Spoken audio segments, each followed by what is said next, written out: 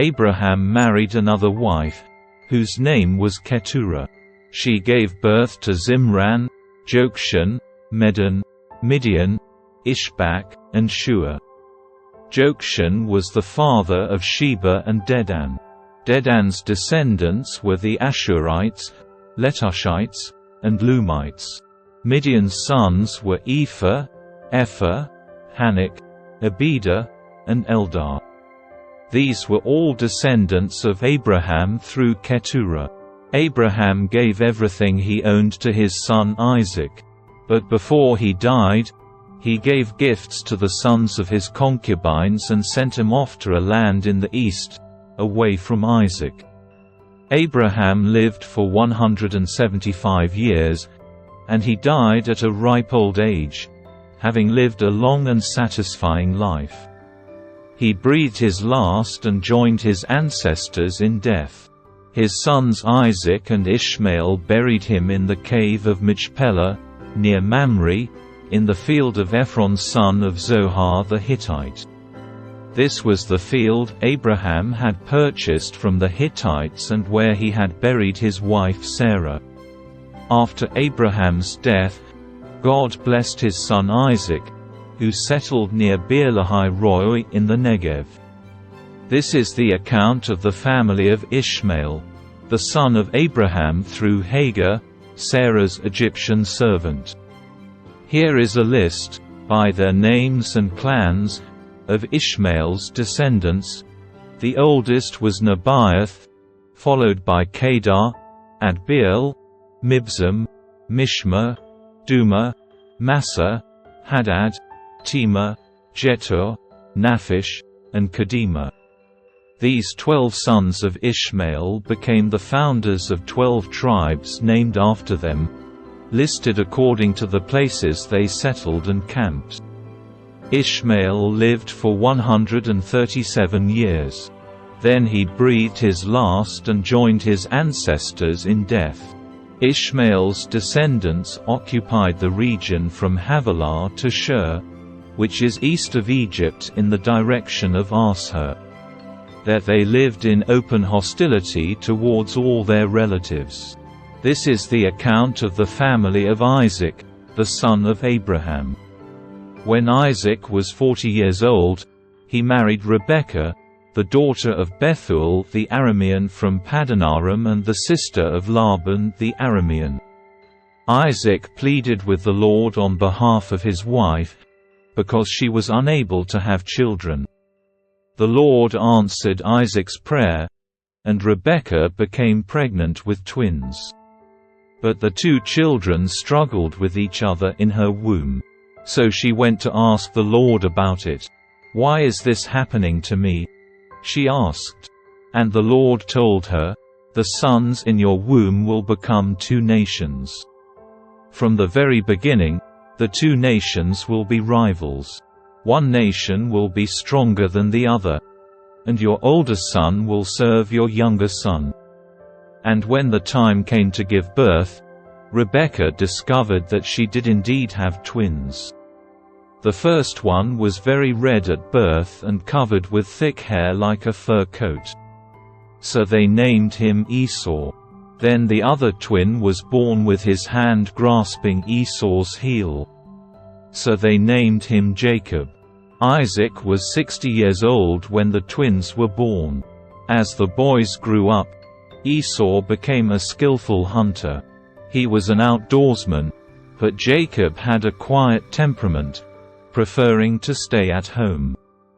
Isaac loved Esau because he enjoyed eating the wild game Esau brought home, but Rebekah loved Jacob. One day when Jacob was cooking some stew, Esau arrived home from the wilderness exhausted and hungry. Esau said to Jacob, "I'm starving. Give me some of that red stew." This is how Esau got his other name, Edom, which means red. "All right," Jacob replied, "but trade me your rights as the firstborn son." "Look, I'm dying of starvation," said Esau. "What good is my birthright to me now?" But Jacob said, First you must swear that your birthright is mine." So Esau swore an oath, thereby selling all his rights as the firstborn to his brother, Jacob. Then Jacob gave Esau some bread and lentil stew. Esau ate the meal, then got up and left. He showed contempt for his rights as the firstborn. A severe famine now struck the land, as had happened before in Abraham's time. So Isaac moved to Gerar, where Abimelech, king of the Philistines, lived. The Lord appeared to Isaac and said, "Do not go down to Egypt, but do as I tell you. Live here as a foreigner in this land, and I will be with you and bless you. I hereby confirm that I will give all these lands to you and your descendants, just as I solemnly promised Abraham, your father.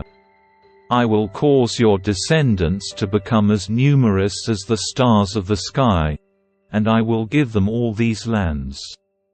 And through your descendants all the nations of the earth will be blessed. I will do this because Abraham listened to me and obeyed all my requirements, commands, decrees, and instructions." So Isaac stayed in Gerar. When the men who lived there asked Isaac about his wife, Rebekah, he said, "She is my sister." He was afraid to say, "She is my wife." He thought, "They will kill me to get her, because she is so beautiful." But some time later, Abimelech, king of the Philistines, looked out his window and saw Isaac caressing Rebekah. Immediately, Abimelech called for Isaac and exclaimed, "She is obviously your wife. Why did you say, 'She is my sister'?" "Because I was afraid someone would kill me to get her from me," Isaac replied. "How could you do this to us?" Abimelech exclaimed. "One of my people might easily have taken your wife and slept with her, and you would have made us guilty of great sin." Then Abimelech issued a public proclamation, "Anyone who touches this man or his wife will be put to death."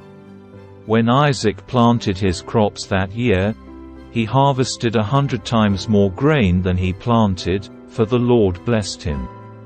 He became a very rich man, and his wealth continued to grow.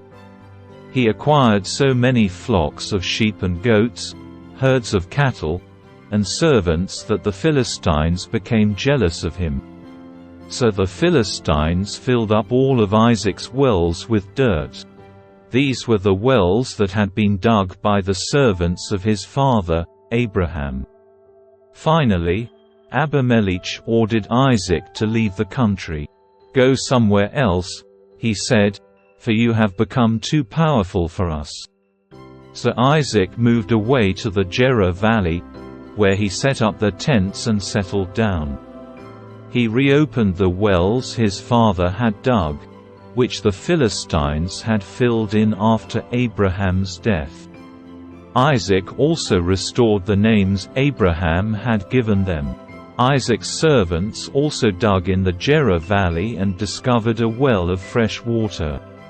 But then the shepherds from Gerar came and claimed the spring. "This is our water," they said, and they argued over it with Isaac's herdsmen. So Isaac named the well Esek, which means argument.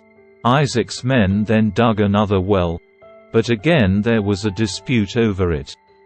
So Isaac named it Sitnah, which means hostility. Abandoning that one, Isaac moved on and dug another well. This time there was no dispute over it. So Isaac named the place Rehoboth, which means open space, for he said, "At last the Lord has created enough space for us to prosper in this land."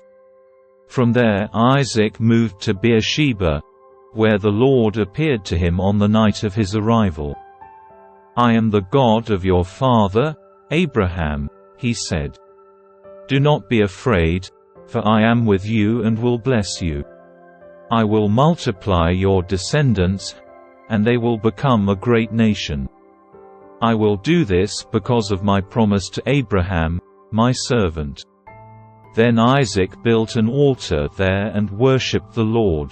He set up his camp at that place, and his servants dug another well. One day King Abimelech came from Gerar with his advisor, Ahuzzath, and also Phicol, his army commander. "Why have you come here?" Isaac asked. "You obviously hate me, since you kicked me off your land." They replied, "We can plainly see that the Lord is with you. So we want to enter into a sworn treaty with you. Let's make a covenant. Swear that you will not harm us, just as we have never troubled you. We have always treated you well, and we sent you away from us in peace. And now look how the Lord has blessed you." So Isaac prepared a covenant feast to celebrate the treaty, and they ate and drank together. Early the next morning, they each took a solemn oath not to interfere with each other. Then Isaac sent them home again, and they left him in peace. That very day Isaac's servants came and told him about a new well they had dug. "We've found water," they exclaimed. So Isaac named the well Sheba, which means oath.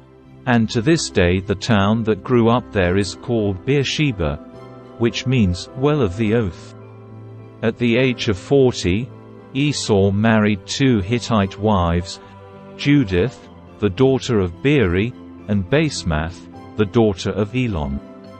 But Esau's wives made life miserable for Isaac and Rebekah.